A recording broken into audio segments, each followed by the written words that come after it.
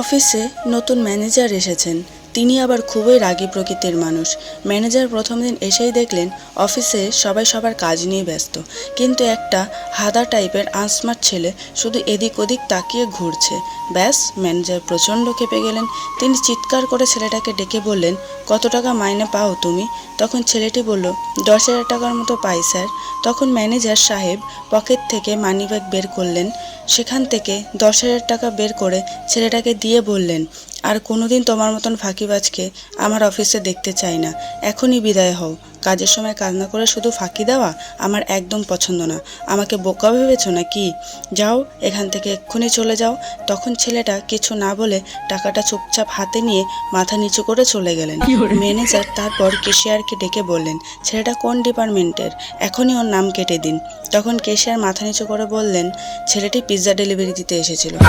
কেমন লাগলো অবশ্যই জানাও। ভিডিওটি ভালো লাগলে লাইক কমেন্ট শেয়ার করে চ্যানেলটি সাবস্ক্রাইব করে দিও। Thanks for watching.